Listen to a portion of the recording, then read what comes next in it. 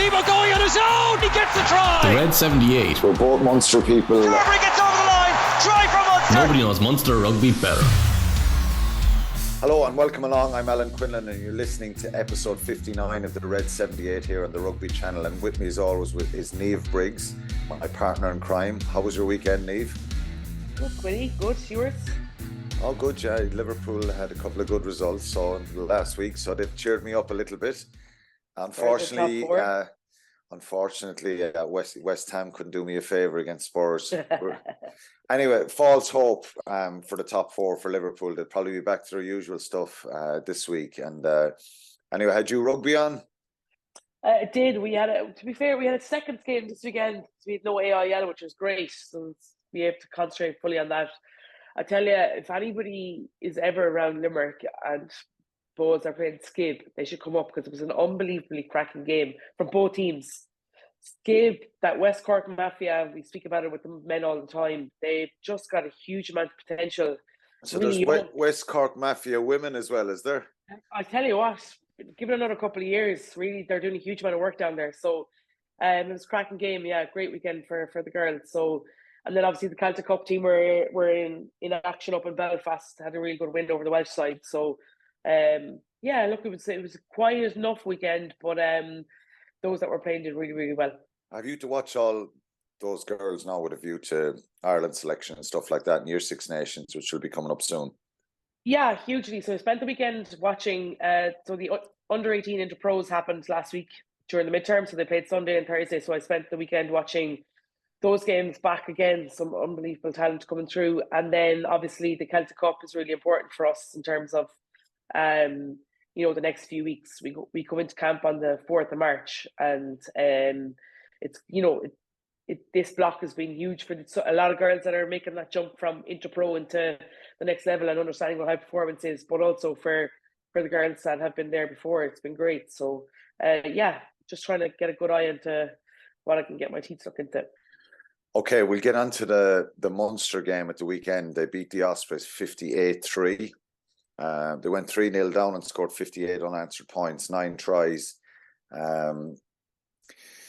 We'll get more into the detail of it in a minute. But when you look at the table now, Munster are up to 5th on 42 points. It wasn't long ago we were chatting and Munster were 14th in the table. So do we have to pinch ourselves, or is this a reflection of the way they've been playing and the work they've done since probably that game in November down against South Africa? That's probably been the start. I think it's 12 games, is it? 12 or 13 games, and they've only lost 3, 2 to Toulouse in Europe and 1 to Leinster. So it's been a very good run.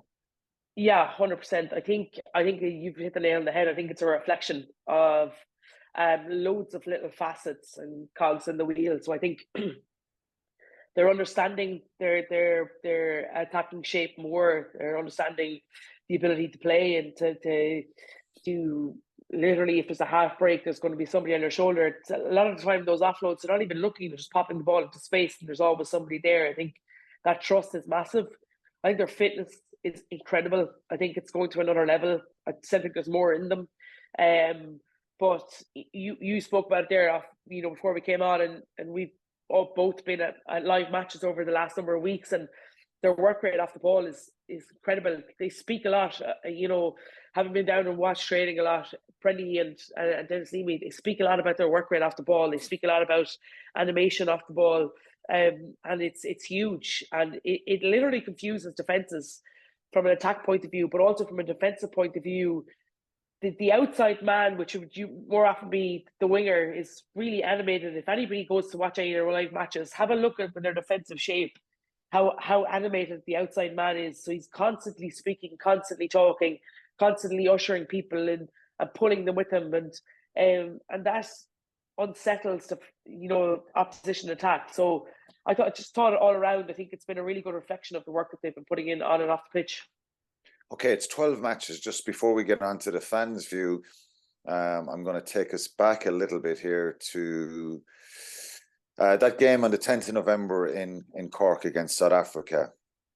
That was on the back of a disappointing loss. There was a break, obviously, for they had a week off, and then the November internationals were obviously on. They beat South Africa 28-14, then beat Connacht 24-17. Went away to Edinburgh, won 38-17. Lost to Toulouse in Europe 18-13 at home. Beat Northampton 17-6 away in Europe. Lost to Leinster 2019.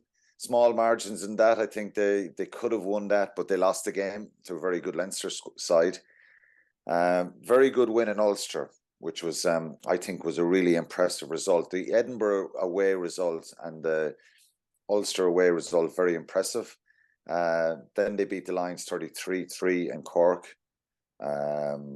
Then beat Northampton 27-23, which was a bit nervy in the second half. Lost in Toulouse, but a very good performance, 2016.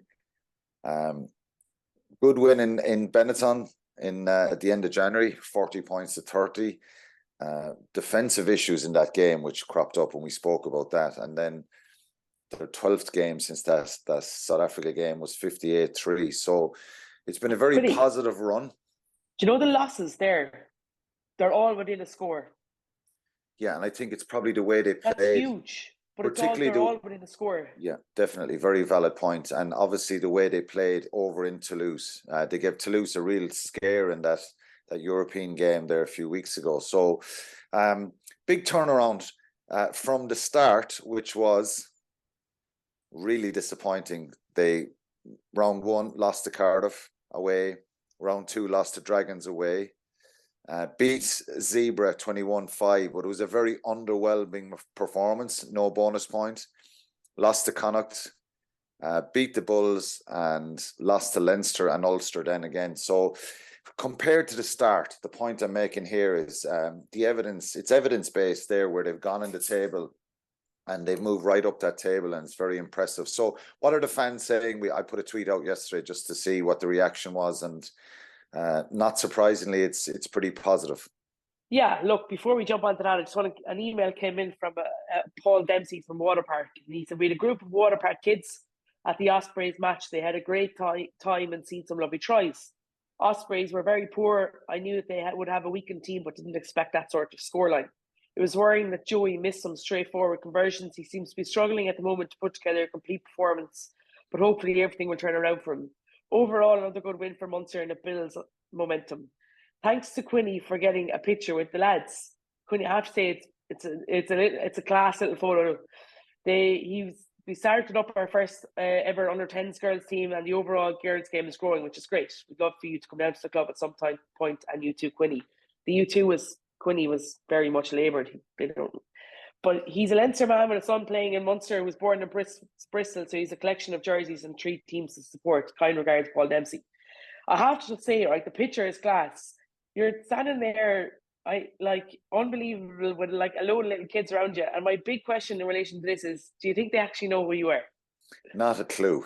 Not a clue who they are. They were probably forced into the photo by their dad and other dads that were there. But it was nice to be there. Yeah, I wasn't working, so I brought my own son to the match, and a couple of his friends from Tipperary, and a pal of mine as well. So we had, it was nice to go to a game and enjoy it. And the thing for me, before you get into the tweets, and I kind of came away from the stadium thinking, I want to be. We need to be respectful to what's happening with the Ospreys, and we're going to talk about that and what's happening in Welsh rugby. A lot of the tweets and stuff were saying they're poor, but it's a very tough situation for them. But from a Munster point of view, I was very, very impressed with the work rate off the ball and the shape and all that stuff. So that's what kind of jumped out to me. Go ahead with the reaction online and what the fans are saying. Yeah, so Sarah Curtin, brilliant performances from Frisch, Salanoa and Coombes. Frisch really shone, and great to see Fekatoa score. John Toohey, momentum is a great thing to have. Ospreys were very poor. We did a lot right. Top 4 possible, but we'll have to win all home and 1 away match. Connacht will have to beat Glasgow the last week. We are layering detail in attack and defence every week, a major upgrade all around. Dave Parks, Ospreys were poor, but Munster were excellent. Yellow cards aside, which were harsh in my opinion, everything Daly did was class. He is great as a second playmaker. I love the speed and work rate of players changing the direction of attack. Hodnett, Frisch and Klein were outstanding again. Dahi says, nice to see Munster kick on in what could have been a flat second half and keep pressing. I think that's a really good point because they literally became ruthless, which wouldn't have been something that we would have associated. Think back to the Benetton game in Musgrave Park at the start of the season when they had 21 points basically before the half, then didn't really score. I don't think they scored in the second half. So that's really, like, that ruthlessness is something that we haven't really associated with Munster before or recently. Jonathan Bowen, the team are on a journey. It's about making progress this season. Munster are not the complete package, but they are getting there in heaps and bounds so far this season. Niamh Sheehan, Ospreys were very poor, still a great result for Munster. You can see the improvement week on week. We seem to be getting real strength and depth. I believe based on current form, we can do well in South Africa. And Fitzgerald saw a skill set and game plan that couldn't have dreamed of a year ago. Centre partnership clicked. Pity we didn't get to see Fekatoa shine sooner. Hard to see a path to silverware this year, but hopefully on the right trajectory. Alan O'Flynn, it's been a while since I took notice of the Munster backs involved in general play, as is case at present. Ball handling very slick, and both forwards and backs look comfortable with it. Great work, confident there is more to come. Yeah, that's interesting, isn't it? We often, last kind of year or two, we've associated Munster and they're probably their general play around the pitch in relation to probably box kick chases and one out runners. We've not really seen a huge amount of, the centres, the back three players coming in. Like Sibo's ability to work off the wing the weekend, Shane Daly's incredible. Yeah, that whole detail has been so much better. I think it's pleasing for people to watch as well, because even if things break down a little bit, which we saw on that transitional kind of period from November, that things were still breaking down a little bit in some games. The shape, the work rate, the detail, and the understanding is so much better. And I think that's the most impressive thing. The skill set has improved a lot, and we've heard Mike Prendergast, Graham Rowntree, and Dennis Leamy probably talk about getting the players fitter, training in that kind of mode and shape, and that's the reward they're getting now. They look like they're happy. I think it was really good and pleasing to watch. It wasn't. Yeah.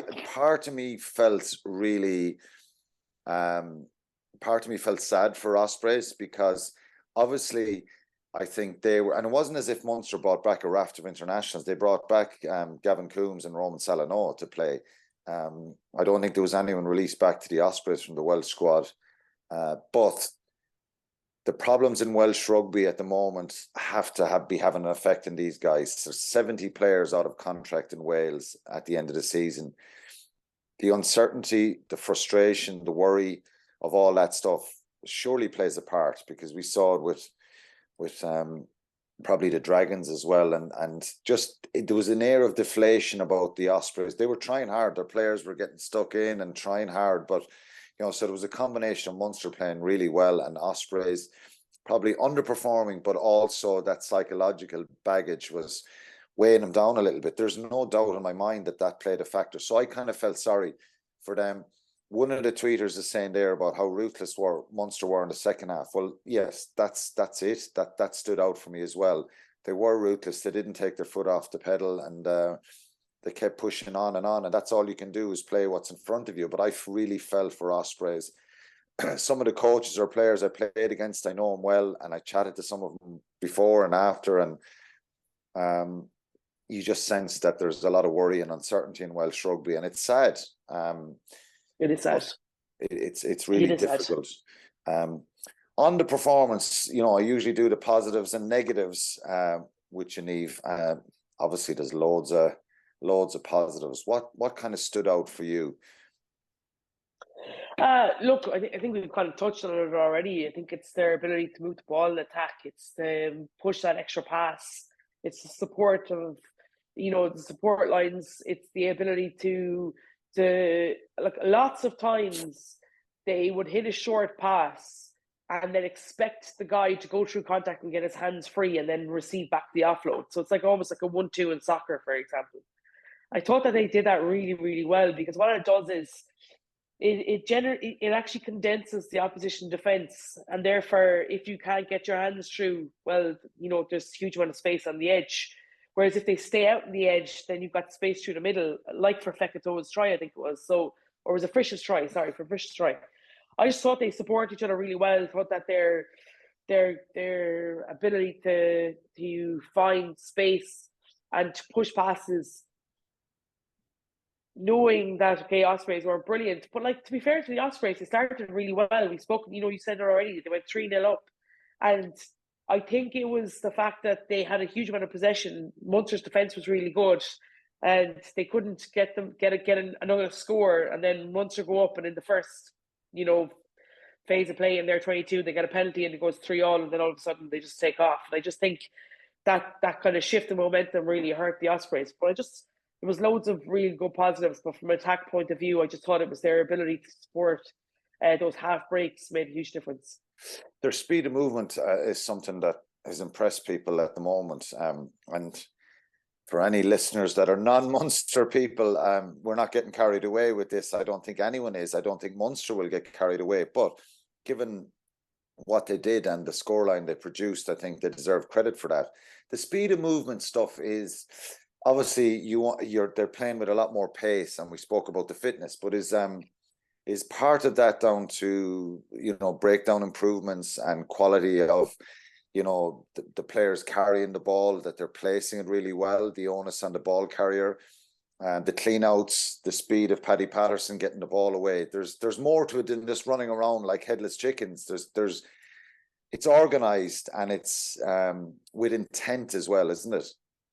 Yeah, hugely. And I think that detail has been massive over the last, period of weeks in relation to the momentum and the shift in terms of how they're playing. I think, at the start, while they were trying to implement this game plan, I think players were missing parts of that detail, understanding that, when to ruck, when not to, when they can barrel past, and when the ball is just there to be moved. So I do think that's been huge. And I think they've gone to a point now where they're able to break it. So they all understand exactly where they're supposed to be. Now they're able to break down the finer detail in relation to that ball carry, how they fall, what happens when they fall, and what happens to the next two people coming in to support.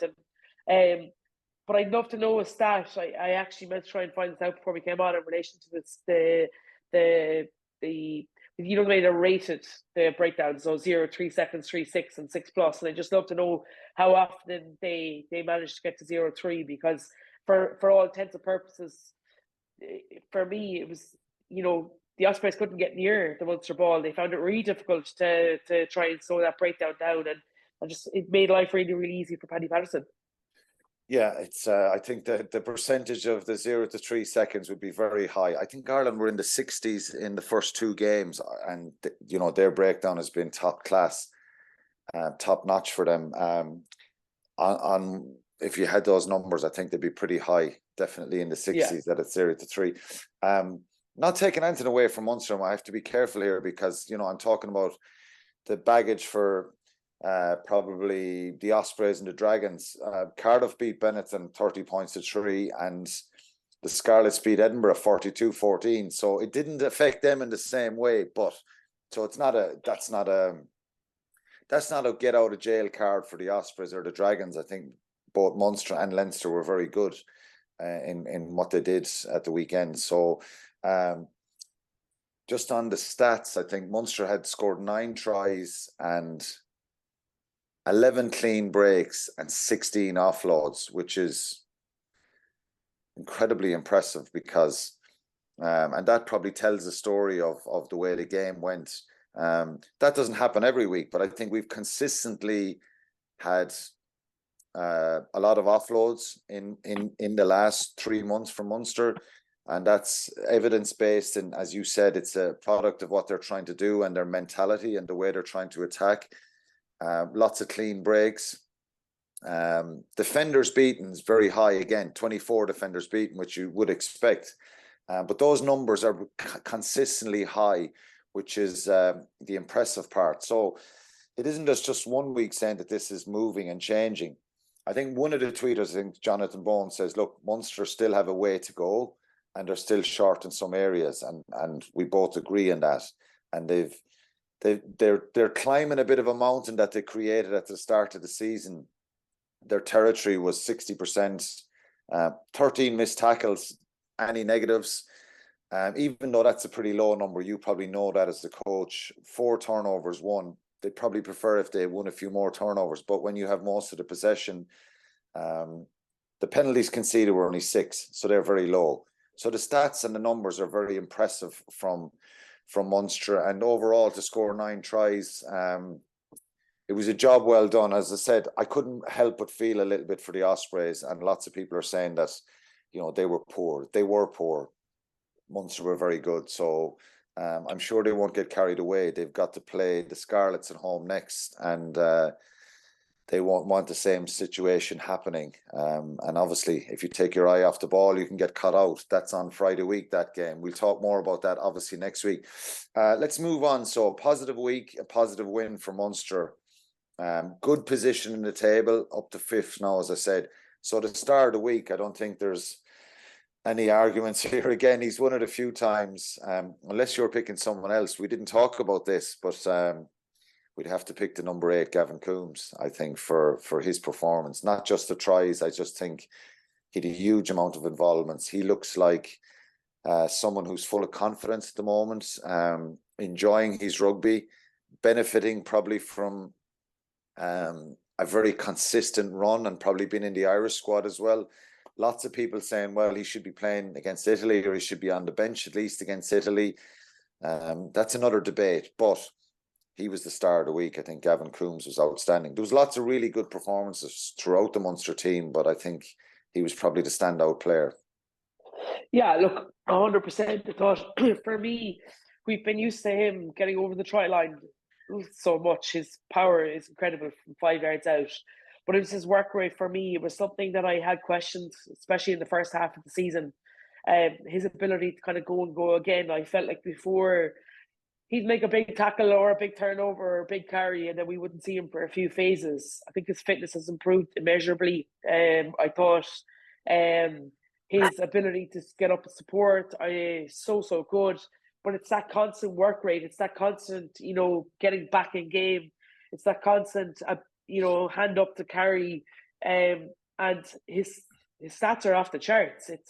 He's very CJ Sander-esque, but I think there's a little bit more to him in terms of he has that ability to pop the pass. He has that ability to be able to, to probably see space a little bit more. That's no disrespect to CJ. I think CJ's, spent the life running over people as opposed to through small gaps, and he was able to do that. But I just think that Gavin Coombes has a little bit more footwork and also that ability to be that little bit of a playmaker. So, look, I thought he was incredible. But we can't run away with ourselves. When you're looking at the upper echelons of back rows in international rugby, while he's playing really, really good for Munster, there is a gap to where Munster are and, these top players in international rugby. He's on the right path. He's definitely going in the right direction. But we definitely, it needs to be more consistent. It needs to be every week. And it has been, to be fair to him, over the last 3 or 4 weeks, 5 weeks, it's been very, very consistent. But, it needs to be a season, if you understand what I'm saying. And I think that then that's when you can, shout for the cases of international honours. And I think some people are probably frustrated and calling for him to be in the Irish squad. And there's merit in those claims. But it's a very difficult back row to break into with Peter O'Mahony, Caelan Doris and Josh van der Fleer at the moment. They're probably the starters as they have been the first 2 rounds. Jack Conan, as people are trying to pick holes a little bit in Jack Conan's game, but I still think he's a brilliant player. And he's still coming off the bench for Ireland with a real impact, and he has that experience. There's a raft of good players there, and on another day, Gavin Coombes will be starting for Ireland. There is no doubt in my mind, and I've experienced this myself, when you go up into the Irish squad and maybe you're behind a couple of other players and that are starting and perceived to be ahead of you, you learn a lot. You see how it's done. You understand.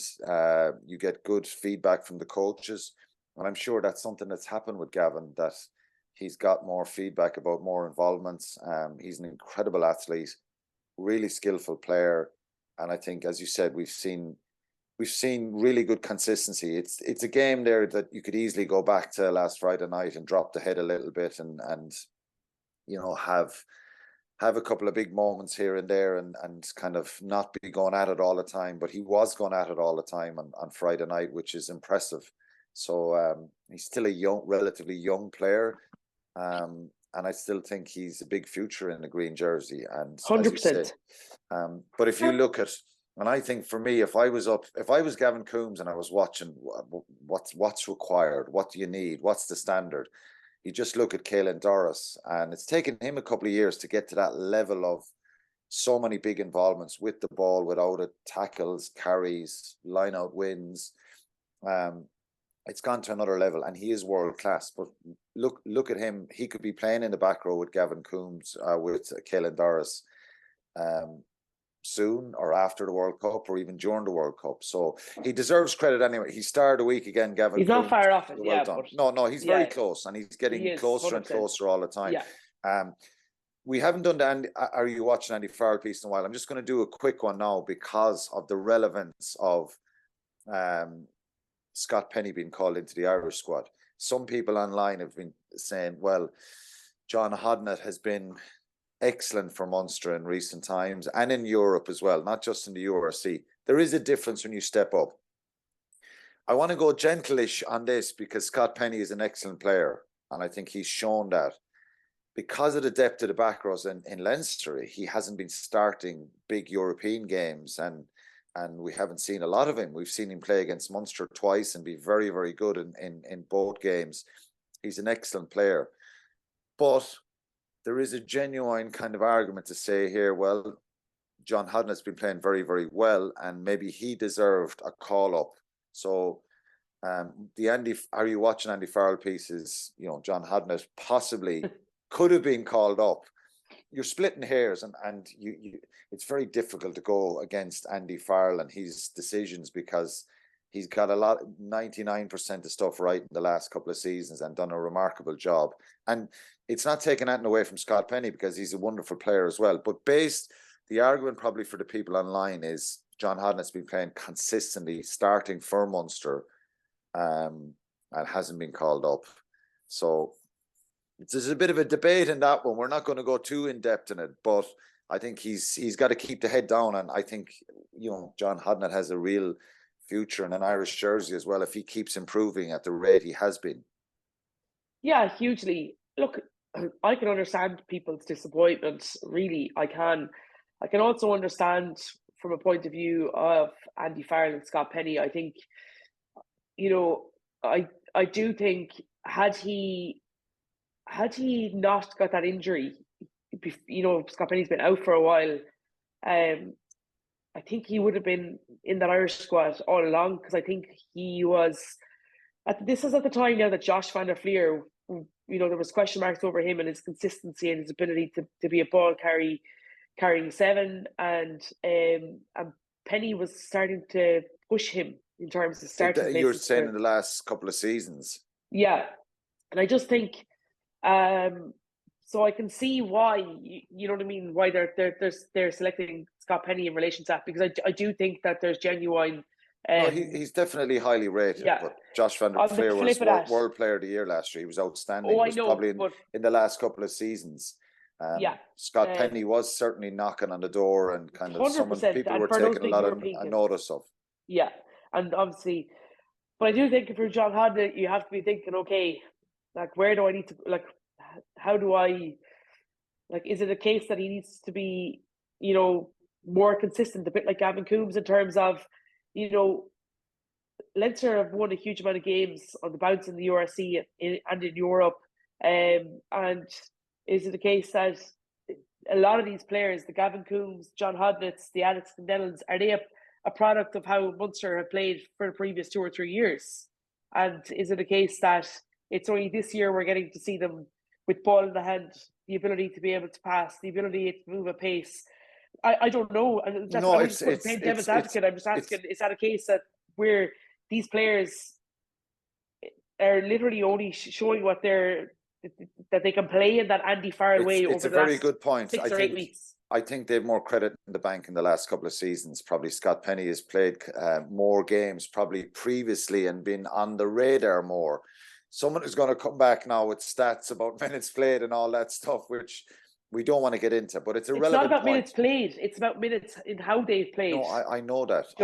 Yeah. I understand exactly what you're saying. I'm saying it's probably, we're seeing Munster, a different Munster in the last 3, 4, 5 months, and John Hodnett has stood out there, whereas probably for the last 2 or 3 seasons we've seen a lot more of Scott Penny, not necessarily in Europe, but we've seen what he can do and his ability, and there's no doubt he's a top player. But it's disappointing for John Hodnett. Oh, completely. I definitely do think though that as this World Cup comes and goes, September, October, like if John Hodnett's not in the next Irish squad post World Cup, because let's be very realistic about this, that World Cup squad, maybe bar 1 or 2, are already selected because of how they played over the last 2 seasons. So you won't have a huge amount of bolters.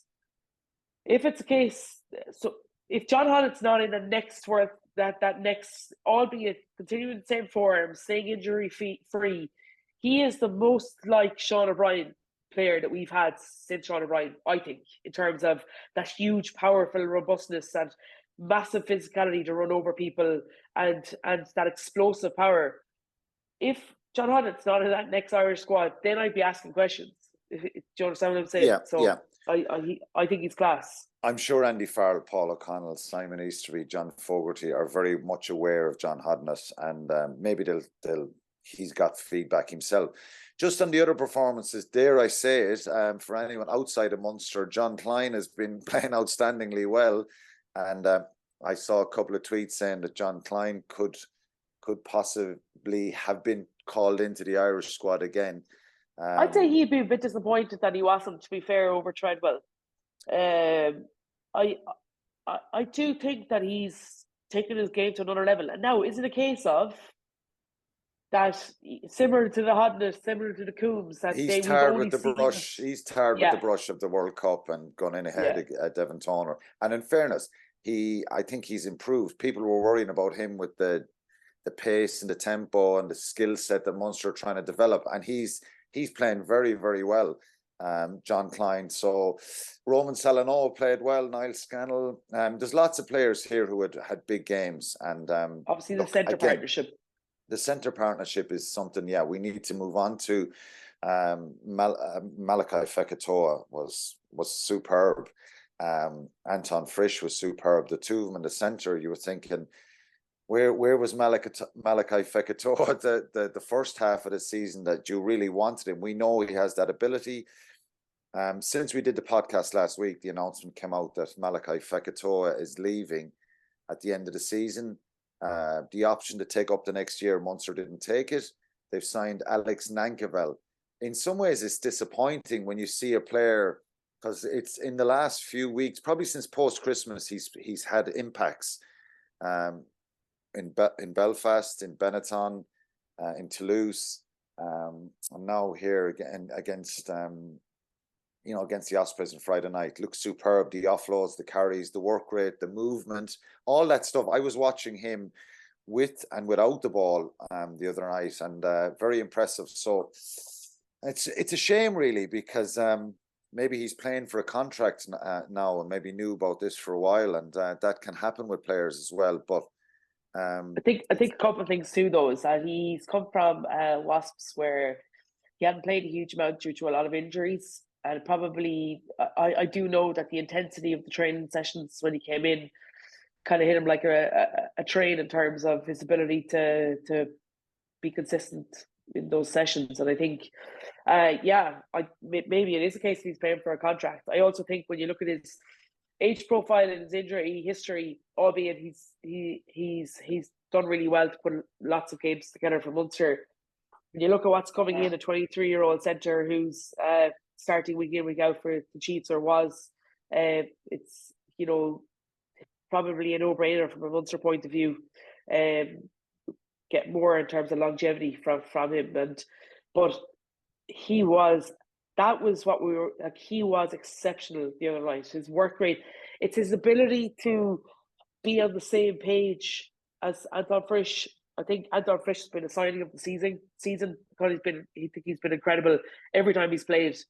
And I do think that they seem to now be on the same wavelength in terms of what they're going to do. And you could see that in both their tries. They both had a huge part in it. So, yeah, look, it is disappointing from a Munster point of view, but there's still a lot of rugby to be played. And if they're going to remain like that, they're only going to get bigger, get better, and get stronger together. That cohesion is only going to get better and stronger. Then Munster can get a huge amount out of the two of them over the next few weeks. Yeah, let's hope that Malachi Fekitoa finishes the season strong and continues, because I think he'll be really important for Munster. It's an area where they're a little bit short. Chris Farrell obviously hasn't been there all season, and he's been a loss to them. Alex Nankerville coming in, he's 26. I thought he was much younger, but he's actually 26. But he's still young enough when he's. I thought he was 23. No, he's 26. He was born in October 1996, and he plays for the Chiefs. I think he's done really. He looks very good player. He's 6'2" and just under 15.5, 16 stone. So he's actually a big enough guy. I think he's physical. He's very skillful. He's 5 Maori All Blacks caps, and he's 2 caps for the All Blacks 15, that was that November tour they went on. He came off the bench against Ireland and played against England as well. I'm pretty sure John Ryan will be in his ear, talking to him now over the next few weeks about Munster, next few months, and Munster, what it is, and do you know what I mean? Because they're both going back together for next season, so that could be huge as well for Munster in terms of helping to bed him in. It's not starting from scratch. He actually knows somebody. Well, they've obviously done the research, Munster, here and sometimes it's not just the player; it's the temperament and the type of player that fits what they want to try and do. So, look, I looked at him online. I'm sure lots of Munster fans have checked online about this guy as well, and he looks strong, powerful, skillful. But so let's hope he hits the ground running, and has a strong start for Munster. A little bit of change there. The news came out yesterday from Peter O'Mahony signed a new contract. Obviously, we'll move on to some Irish stuff now. Munster, just to finish on Munster, they play the Scarlets on Friday week in Cork. So again, another very, very important fixture for them. And then after that, Glasgow away to the Sharks and the Stormers, then South Africa. So 4 games left, and it's in the URC. 42 points. Do you think they'll make the playoffs and make the? Well, I tell you, a few weeks ago, I would have taken any. They could end up getting a home position in the top 8, any position in the top 8, because it was looking kind of unlikely and a tough one, a tough road for them. I think the 2 away results in Edinburgh and Ulster were kind of bonus wins. Even on any given season, they were going to be tricky games to win. Yeah. So I think that they made up for a couple of the early season losses, and maybe the loss to Leinster. So it's 4 games left, 2 at home, 2 away. It's looking better, but it's fairly congested from probably 8th up to 3rd, really. So they're in a better place. Incredibly busy couple of weeks, and we'll obviously cover more on the build up to the Scarlets game next week. Just on Peter O'Mahony signed a new contract, new national contract. What's your take on that? I think he's probably 3 seasons ago, people were writing him off. His form wasn't great. There was a lot of call for change around the players, and he seemed to get a surge in the levels he's brought. A bit like Johnny Sexton. In a sense that, I mean that since the last World Cup, the disappointment of 2019, there was lots of calls for changes and certain players were under massive pressure. But I think in the last 2 years, Peter O'Mahony has taken his game to a very, very high, consistent level. He obviously has a huge amount of experience. He's captaincy material, and he's a real leader in this group. I think Jack Conan obviously was ahead of him maybe last year, and he's fought his way back in to start for Ireland. Was brilliant in New Zealand. So I think it's probably on the basis of what we've seen from Peter O'Mahony, it's deserving. So he's going to have a national contract for another season until 2024. Yeah, I think he's incredible. I think for a player, I'm not sure I've seen a player being questioned so much by outside noise in relation to his ability. I think you look back at even before the Lions tour, that game against England, he wasn't due to start. So he picked up an injury, pretty sure, in the Jamie Heaslip did, and Jason Heaslip. That's that how was in far 2017, back. yeah. That's how far back it goes, and then he gets on the Lions tour, captains the first, and then we don't really see him after that. And to have the ability then to bounce back again, and it's that resilience, that hardness, that edge that I think he brings, that I think makes him so popular to be a teammate, but also makes him such a good quality player. And I just think. He just turns up time and time again when people question him, and from a Munster point of view, he does so much unseen work, and I just think his ability to keep going. But he came in to present our jerseys during the Six Nations last year to the girls, and he blew me away by understanding.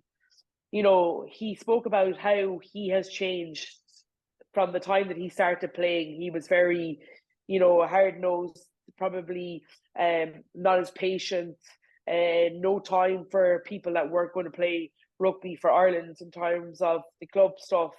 And then he goes into an environment like Andy Farrell's, and he understands that everybody has a position and everybody has a role. And even when he wasn't starting under Andy Farrell, he felt that he was really important in that group, and he felt that his job was to bring young players along.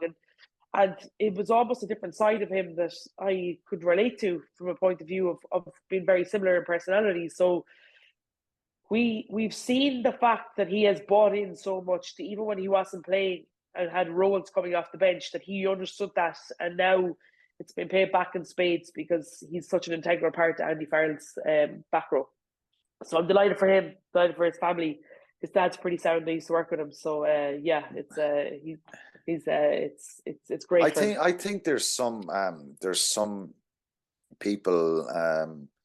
He's a different player than Caelan Doris and Josh van der Fleer. He's not going to be a ball carrier. It was never the biggest strength in Peter's game. He's obviously well able to carry, but sometimes his ball carrying stats or tackle stats are low.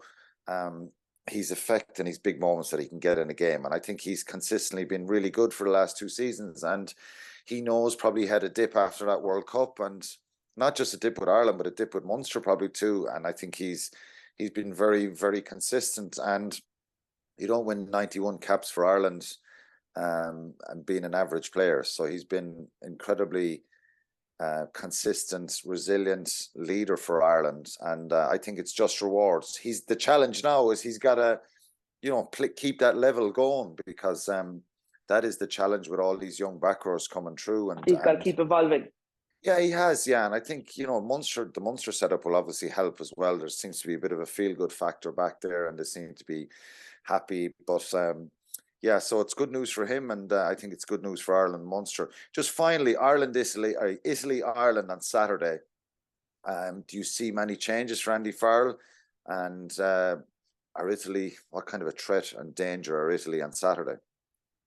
Yeah, I don't see a huge amount of changes. I think Italy. So Tadhg Beirne is out. So who plays instead of Tadhg Beirne? Is it and Joe McCarthy is gone? So does Ian Henderson come into the team and Ryan Baird? They're the most obvious kind of. Ryan Baird for me. Ryan comes Baird into the team. Yeah. Okay. I know that won't be a popular decision. I just think he's athletically unbelievable. I think he's been playing brilliant rugby before he came in to this, and unlucky, I think. It's probably a great game for him to try him and start him with James Ryan and he just offers something different than Ian Henderson, and I think that's Ireland's got to be brave there. I think Johnny Sexton probably won't play. I'd imagine if he's picked up a groin injury, they won't risk it. So I'd imagine Ross Byrne and Jack Crowley. Other than that, I'd be really surprised if there's many more changes. I think maybe Ronan Kelleher might get a start.